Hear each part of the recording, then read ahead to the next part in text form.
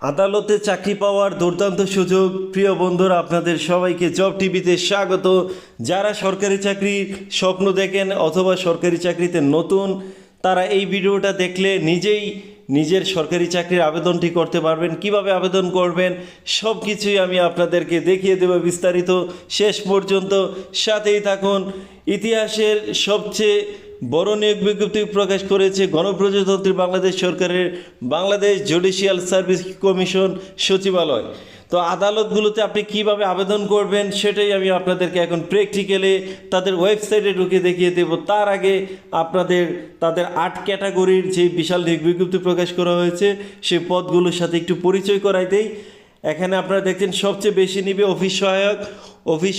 299 জন নিবে, অর্থাৎ অফিস সহায়কে আপনি যে কোনো স্বীকৃত বোর্ড থেকে এসএসসি পাস করলেই 64 জেলার সবাই আবেদন করতে পারবেন। অর্থাৎ আপনার নিজ জেলায় আপনারা এখান থেকে নিজেরা আদালতগুলো সিলেক্ট করে দিবেন। এখানে দেখতে পাচ্ছেন চিফ জুডিশিয়াল ম্যাজিস্ট্রেট আদালত, চিফ মেট্রোপলিটন ম্যাজিস্ট্রেট আদালত। অর্থাৎ আপনি যেই এখানে 2 ক্যাটাগরির আছে, যে আদালত সিলেক্ট করবেন পরবর্তীতে আপনি যখন চাকরি পাবেন আপনার পোস্টিং সেই আদালতে হবে। অর্থাৎ জেলা পর্যায়ে আদালতগুলোতে হতে পারে অথবা মেট্রোপলিটন এলাকার যে শহরের যে আদালত সেগুলোতেও আপনার পোস্টিং হতে পারে। অর্থাৎ প্রত্যেকটা জেলাতেই আপনার পোস্টিং অথবা নিজ জেলাতে পোস্টিং হওয়ার একটা জোরালো সম্ভাবনা আছে। তো এখন আপনি অফিস সহায়ক নিবে 299 জন, সেখানে আপনি এসএসসি পাস করলে 64 জেলার সবাই আবেদন করতে পারবেন। এছাড়া নিবে জারিকারক 130 জন, অর্থাৎ স্মরণকালের সবচেয়ে বড় নিয়োগ বিজ্ঞপ্তি। এখানেও আপনি যে কোনো স্বীকৃত বোর্ড থেকে এসএসসি পাস করলে আবেদন করতে পারবেন। এছাড়া নিরাপত্তা প্রহরী নিবে 26 জন। এছাড়া নিরাপত্তা প্রহরী নিবে 68 জন, অর্থাৎ এগুলো আলাদা আলাদা। একটা হচ্ছে জেলা জজ ও অধীনস্থ আদালত ট্রাইব্যুনালে নিবে 26 জন এবং চিফ জুডিশিয়াল ম্যাজিস্ট্রেট আদালত ও চিফ মেট্রোপলিটন আদালতে নিবে 68 জন। অর্থাৎ আলাদা আলাদা 2টা পদে কিন্তু এখানে আপনার নিরাপত্তা প্রহরী 68 জন এবং 26 জন নিবে। এখানে আপনারা একটাতে যেটাতে 26 জন নিবে এখানে 8ম শ্রেণী পাস করলে আবেদন করতে পারবেন। আরেকটাতে যেটাতে 68 জন নিবে এখানে আপনি এসএসসি পাস করলে কিন্তু খুব সহজে আবেদন করতে পারেন। আপনার নিজ জেলা অথবা আশেপাশের জেলাগুলোতে পোস্টিং হওয়ার সুবর্ণ সুযোগ। তো জারিকারক নিবে 130 জন, অর্থাৎ জারিকারক এখানেও যে কোনো স্বীকৃত বোর্ড থেকে মাত্র এসএসসি পাস করলে 64 জেলার সবাই আবেদন করতে পারবেন। তো এছাড়া আপনারা দেখতে পাচ্ছেন ষাটলিপিকার নিবে 62 জন, ষাটলিপি মুদ্রাখড়ি কম্পিউটার জানতে হবে। তারপর স্টেনোগ্রাফার নিবে 20 জন, ষাটলিপি মুদ্রাখড়ি কাম কম্পিউটার অপারেটর নিবে 173 জন। এগুলোতে অবশ্যই কম্পিউটার জানতে হবে, না জানলে আবেদন করে লাভ নাই। তারপর বেঞ্চ সহকারী নিবে 11 জন এবং বেঞ্চ সহকারী নিবে 69 জন, অর্থাৎ 2টা আলাদা আলাদা পদে, একটাতে নিবে 69 জন আর একটাতে নিবে 11 জন। তো এখানে কিন্তু যে কোনো স্বীকৃত বোর্ড থেকে আপনি একটাতে যেটাতে 11 জন নিবে এখানে ইন্টার পাস করলে আবেদন করতে পারবেন। আর যেটাতে 69 জন নেবে এখানে যে কোনো স্বীকৃত বিশ্ববিদ্যালয় থেকে আপনি ডিগ্রি পাস করলে আবেদন করতে পারবেন। অর্থাৎ ডিগ্রি পাস করলেই যেটাতে নাকি বেঞ্চ সহকারী 69 জন নেবে আবেদন করতে পারবেন। এছাড়া অফিস সহকারী কাম কম্পিউটার নেবে 12 জন। তো এই স্মরণকালের সবচেয়ে বড় নিয়োগ বিজ্ঞপ্তি, অর্থাৎ আদালতে যাদের চাকরি করার স্বপ্ন আপনারা কীভাবে আবেদন করবেন।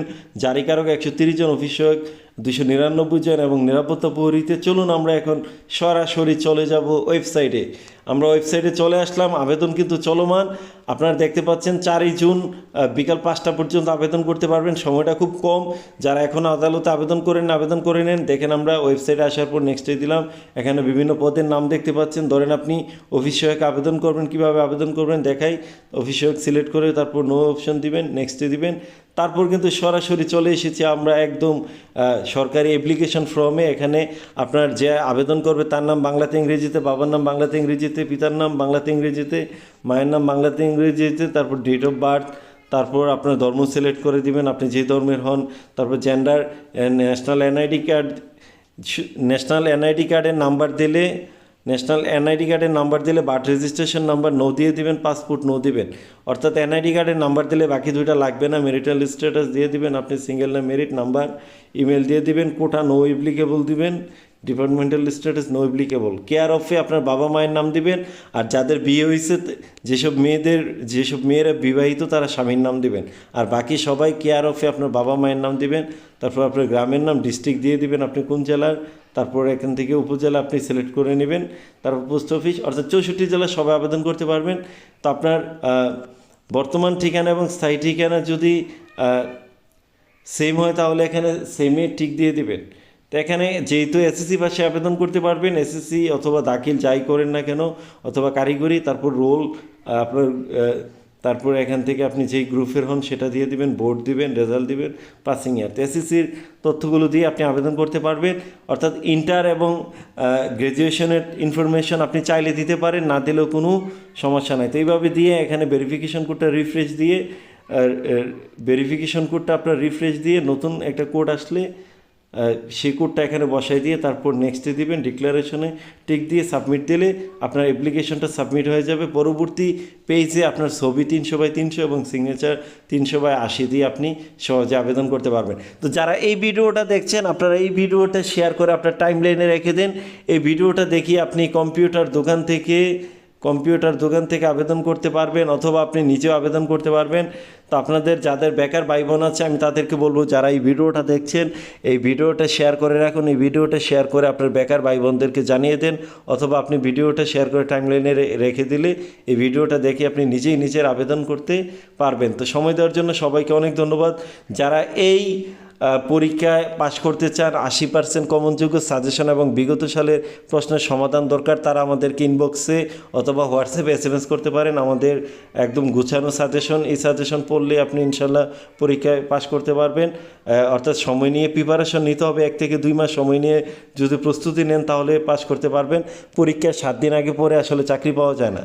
তো আপনার যারা এখন থেকেই সরকারি আদালতে চাকরি করার স্বপ্ন, আবেদন করে আমাদের সাজেশন নিয়ে পড়া শুরু করেন।